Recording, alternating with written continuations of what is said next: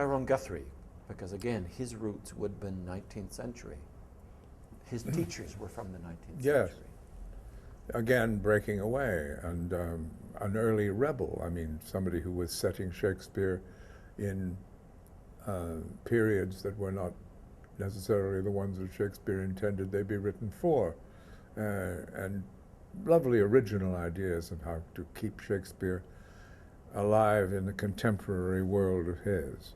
And and although he drew a great deal of fire from the critics and from England, they couldn't help, when he first started, they couldn't help recognize an innovator and a leader. And neither could Lillian Bayliss, who ran the Old Vic, and virtually turned it over to Guthrie to run when she was aging. And what sort of things would he be criticized for? You say he had... Well, I think, you know, that was a pretty difficult time in England. Don't forget, it was in the 20s and 30s, 20s and the beginnings of the 30s, where they'd been... English comedy was tell us anyone stuff.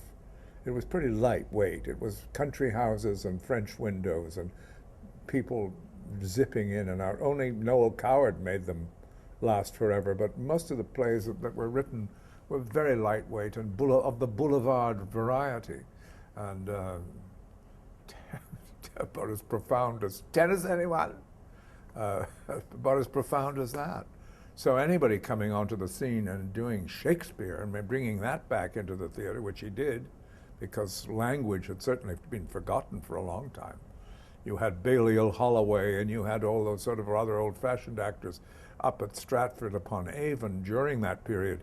Suddenly you had the emergence of the Old Vic again coming back under somebody like Tyrone Guthrie, who gave you raw, new looks at the Shakespeare classics, as well as the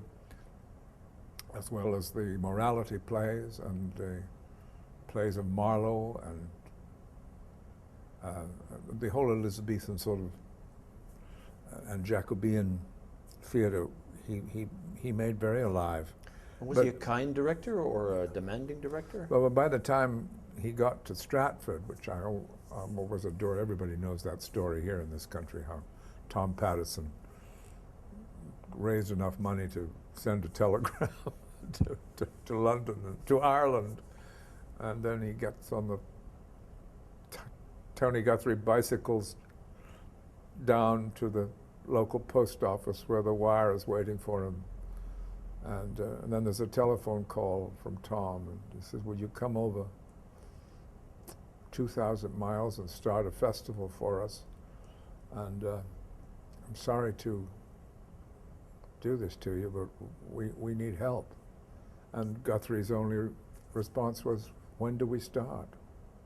It was wonderful because he was an adventurer.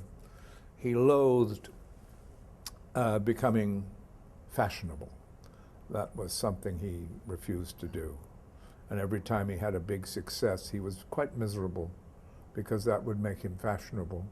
So he would move elsewhere. He would go to Israel and do seasons with the Habima Playhouse, or go to Australia and start a theater there in Perth.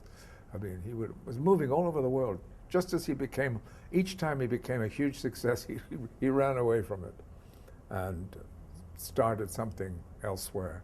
So he was an initiator then. Absolutely an initiator. He was an extraordinary man. And it just fell off his shoulders. It was all so easy for him. He was... But his hair must have been coming out with Stratford and trying to put up a tent in this small town. He never gave you the impression, he never gave anyone the impression that he was ruffled at all. He was always above the situation. His favorite word was rise above, he would say, and that was his favorite comment about everything. And of course he had risen above when he was a kid, obviously. I remember, he started Olivier, he started Charles Laughton, he started Ralph Richardson, he started all those actors. He was the leading light of the theatre in England. That whole new resurgence of great classical acting was being reinvented by Tyrone Guthrie. And I remember Larry Olivier saying to me, we were walking down a corridor once in the Old Vic. I was working at the National with Larry, and he said, "Ah, my God, that Chris, you know, the thing that I miss most about this is Tony Guthrie. My God, what a wonderful man he was." And we started to reminisce about Guthrie as we walked through the Old Vic, because his shade was very much present.